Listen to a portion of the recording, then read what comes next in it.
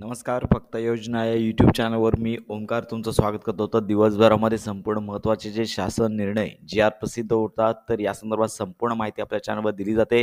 तर पाहू शकता की 29 जानेवारी रोजी जे महत्त्वाचे जी आर प्रसिद्ध झाले, या संदर्भात आपण संपूर्ण माहिती घेऊया. तर यामध्ये पहिला जी आर पाहू शकता की राष्ट्रीय कृषी व ग्रामीण विकास बँकेकडून पाहू शकता की IDF 30 अंतर्गत ग्राम विकास विभागाच्या मुख्यमंत्री ग्राम सडक योजनेअंतर्गत 339 ग्रामीण रस्ते प्रकल्पांना मंजूर करण्यात आलेले आहेत.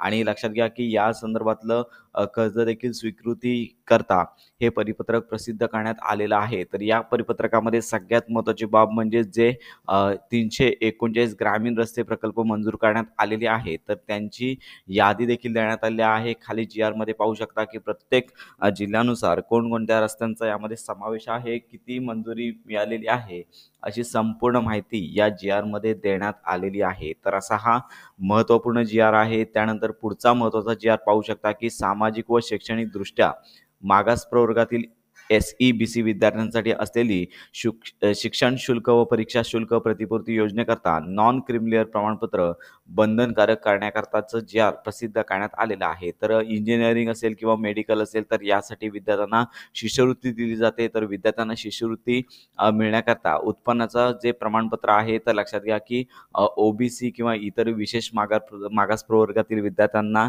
असलेले शिक्षण शुल्क परीक्षा शुल्क प्रतिपूर्ती योजना जी आहे, तर याकरता उत्पन्नाचा दाखला सादर करण्याची अट देण्यात आली होती. तर ही अट रद्द करण्यात आली असून त्याऐवजी नॉन क्रिमिनल प्रमाणपत्र सादर करणे बंधनकारक असणार आहे. म्हणजे आता पाहू शकता की SEBC विद्यार्थ्यांना नॉन क्रिमिनल प्रमाणपत्र यावर्षीपासून बंधनकारक करण्यात आलेलं आहे. तर असा हा महत्त्वाचा जी आर आहे. त्यानंतर पुढचा महत्त्वाचा जी आर पाहू शकता की प्रकल्प बाधित व्यक्तींना व त्यांनी नामनिर्देशित केलेल्या त्यांच्या कुटुंबातील व्यक्तींना प्रकल्पग्रस्त म्हणून प्रमाणपत्र निर्गमित करताना अनुसरावयाची कार्यपद्धती येथे देण्यात आलेली आहे. तर अशा प्रकारचा हा जी आर आहे. प्रकल्पग्रस्त दाखला जर काढायचा असेल तर एका घरातील व्यक्तीकडून दुसऱ्या व्यक्तींना प्रकल्पग्रस्त जो दाखला आहे तो कसा द्यावायचा आहे, तर या संदर्भातली कार्यपद्धती या जी आरमध्ये देण्यात आलेली आहे. तर अशा प्रकारचे 3 महत्त्वाचे जी आर प्रसिद्ध करण्यात आले. तर हे जी आर पाहून घ्यायचे आहेत. तर ही महत्त्वाची माहिती इतरांपर्यंत नक्की शेअर करा.